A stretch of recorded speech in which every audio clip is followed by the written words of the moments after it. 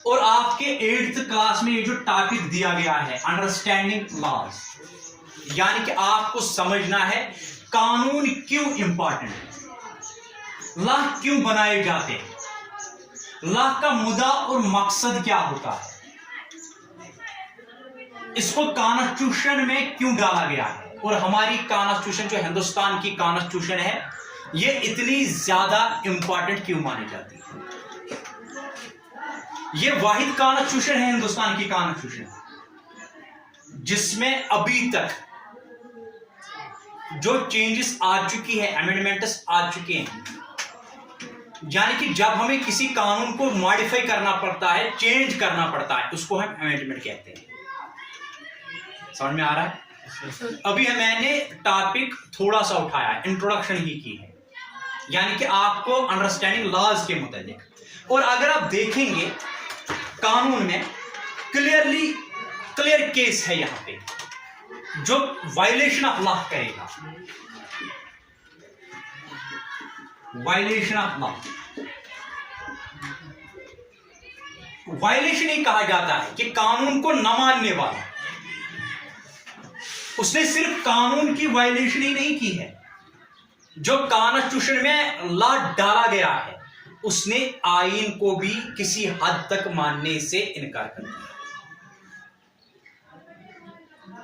क्योंकि हमारी कॉन्स्टिट्यूशन जो है वो आपको सिखाती है ताकि कल जब आप किसी भी प्लेटफॉर्म पे पहुंचे, आईपीएस आईएएस या किसी भी पोस्ट पे आप पहुंचेंगे, जहां जिस डिपार्टमेंट में आप काम करोगे, यह जरूरी भी नहीं है कि या कहीं पर भी आप काम करोगे या घर में ही क्यों ना, वहां पर आपको बताना है लॉज क्या होते हैं, क्यों ये इंपॉर्टेंट है, क्यों इनको बनाया गया है। जैसा कि आप देख पा रहे हैं, अगर आपको पता है कि India are equal before the law,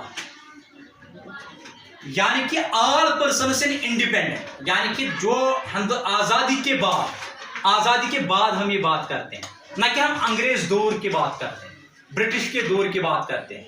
British दौर ने हमें बहुत कुछ दिया है और हम उन चीजों को कैसे भूल सकते हैं जब वो हम पर हुकूमत करते थे। उन्होंने रोल्ट एक्ट बनाया था, आप बच्चों को याद भी होगा। और दूसरा, आप कैसे ये भूल सकते हैं जलियांवाला बाग जो है उसका मैस्केयर आप कैसे भूल सकते हैं, वो जनरल डियर की बात आप कैसे भूल सकते हैं। अगर ये कॉन्स्टिट्यूशन तब होती, अगर ब्रिटिश ने उस कॉन्स्टिट्यूशन को माना होता जो आज हमारे पास है, अगर तब ये बनाई गई होती, तो मुझे नहीं लगता है कि ऐसी चीजें हमें फेस करनी पड़ती। लेकिन हम कॉलोनिज्म के दौरे में थे, कानून नहीं माना जाता था, उनकी नजर में सब के सब इक्वल नहीं थे, वो एपार्थाइड की एक पॉलिसी चलाते थे हिंदुस्तान में। वो गोरे लोग जो है, व्हाइट लोग जो है, वो हमसे ज्यादा नफरत करते थे, वो यहां पर हमारी रिसोर्स को ड्रेन करना चाहते थे, वो हमारे रिसोर्सेज को खराब करना चाहते थे, वो हमारे रिसोर्सेज को चोरी छुपे किसी और कंट्री में लेना चाहते थे। ठीक, लॉ जो है, लॉ सिखाता है, लॉ कभी आपको नहीं सिखाता है, लॉ कैन नॉट डिस्क्रिमिनेट। आपको याद रखना होगा, कभी भी आपको ये जात पात तफर्रुक कभी नहीं सिखाएगा, बल्कि इस चीज से रोकेगा। समझ में ये कैसे, आप समझ रहे हो ना? कभी आपको डिस्क्रिमिनेट नहीं करना है। फॉर एग्जाम्पल, डिस्क्रिमिनेट कैसे किया जाता है आपको मैं बताऊंगा अपने तरीके से। अगर आपने जेंडर की मिसाल हम लेंगे, अगर यहां पर बताया गया है कि मेल इंपॉर्टेंट है, फीमेल्स जो है वो इंपॉर्टेंट नहीं है, तो ये क्या हुआ? क्या हुआ? ये होगी ना डिस्क्रिमिनेशन। यानी कि आपने मेल को प्रेफरेंस दी, फीमेल को प्रेफरेंस, तो फिर कानून किस नाम? लेकिन आपको पता है, अगर हमने ऐसी बात की तो हमने वायलेशन किया। हमने वायलेशन किया किसका? हमने वायलेशन किया किसका? फीमेल। और हमने वायलेशन किया कानून का, लॉ का हमने वायलेट किया। इसी तरीके से अगर आपको पता होगा कि फीमेल और मेल जो है, अगर फीमेल्स की इंपॉर्टेंस दी जाए, मेल की इंपॉर्टेंस ना दी जाए, अगर फीमेल को इंपॉर्टेंट माना जाएगा सोसाइटी में या कम्युनिटी में और मेल को ना दिया जाएगी इंपॉर्टेंस, तो इसका मतलब ऑलरेडी फिर से क्या हुई? तो इसका मतलब हमें क्या यहां पर करना होगा? हमें इक्वलिटी पे चलना होगा। किस पे चलना होगा? यानी कि राइट टू इक्वलिटी। इसलिए कानून बनाया गया है। समझ में आ गया? राइट टू इक्वलिटी इसीलिए बनाया गया। राइट टू इक्वलिटी का मुद्दा और मकसद ही है आपको किससे रोकना? डिस्क्रिमिनेशन। दूसरा, रिलीजन। ये हम मैप बना लेते हैं, इंडिया का मैप बना लेंगे आपको समझाने के लिए। ये इंडिया है। अगर हम इंडिया की बात करेंगे, यहां ये जो इंडिया यहां पर है, आपको नहीं पता मेन मेजर रिलीजन्स, और भी रिलीजन्स है यहां पर, लेकिन मेजर रिलीजन्स यहां पर 4 है। जैसा कि आपने देखा होगा, हिंदू, मुस्लिम, सिख, ईसाई आपस में है, आपस में है, लेकिन इसको डाला गया है, लेकिन बताते हम हैं, लेकिन इसके लिए कानून भी बनाया गया है कि Sikhs, Muslims, Hindus and Christians all जो है वो क्या है? इंपॉर्टेंट है।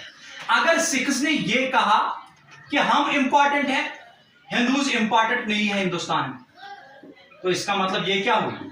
ये डिस्क्रिमिनेशन। क्या हुई? डिस्क्रिमिनेशन। इसके लिए कानून बनाया गया है। जिसने ये किया उसको दंड मिलेगा, उसको सजा मिलेगी, उसको पनिशमेंट मिलेगी कानून के हिसाब से।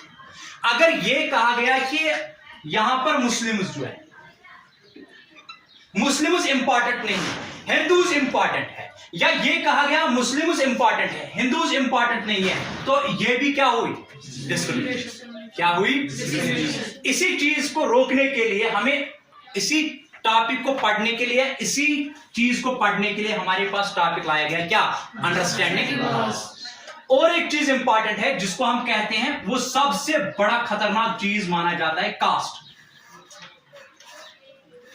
कोई ये कहेगा कि हरिजन्स इंपॉर्टेंट नहीं है, जैनिज इंपॉर्टेंट है, क्षत्रियास इंपॉर्टेंट है, लेकिन जाट्स इंपॉर्टेंट नहीं है।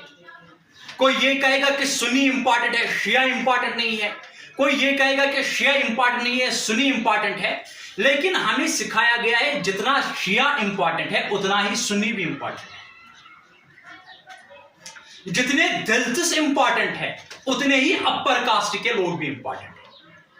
यानी कि हर कास्ट के लोग जो है वो इंपॉर्टेंट है। इसी चीज को रोकने के लिए हमारे पास लाया गया एक कॉन्स्टिट्यूशन, और वो कॉन्स्टिट्यूशन में डाले गए, क्या डाले गए? लॉज। और लॉज ऐसे डाले गए जिनसे हम ये चीज रोकते हैं, जो हमें रुकवाता है इन चीजों से। अगर हमने किसी भी चीज में, जैसे कि इंडिया को हम लेंगे, एक साइड से, अपर साइड से हमारे पास लद्दाख आता है, तो इसका मतलब ये नहीं है कि लद्दाख में बुद्धिज्म भी है, लद्दाख में मुस्लिम्स भी है, लद्दाख में हिंदूज भी है। तो ये इंपॉर्टेंट नहीं है कि वहां पर बुद्धिज्म को इंपॉर्टेंट माना जाएगा, बाकी को नेग्लेक्ट किया जाएगा, बाकी धर्मों को नेग्लेक्ट किया जाएगा ना, बल्कि सब के सब इक्वल। इसी तरीके से अगर हम गोवा चलते हैं, तो गोवा में ये नहीं कहा जाएगा कि क्रिश्चियंस इंपॉर्टेंट है, बाकी धर्म इंपॉर्टेंट नहीं है। वहां पर हिंदूज भी इंपॉर्टेंट है, वहां पर सिख्स भी इंपॉर्टेंट है, और वहां पर एक ही आदमी क्यों ना। अगर आपको मैं सिंपल से कहूं, एक विलेज को हम लेंगे, अगर विलेज में 99% लोग जो है वो अगर हिंदूज होंगे या सिख्स होंगे या मुस्लिम्स होंगे, भले एक ही आदमी क्यों ना बिलोंग करता, एक ही आदमी बिलोंग क्यों ना करता, मैं फिर से कहता हूं, एक ही आदमी फिर से बिलोंग क्यों नहीं करता हो बुद्धिज्म से, तो इसका मतलब ये नहीं है कि आप उसको क्या करोगे?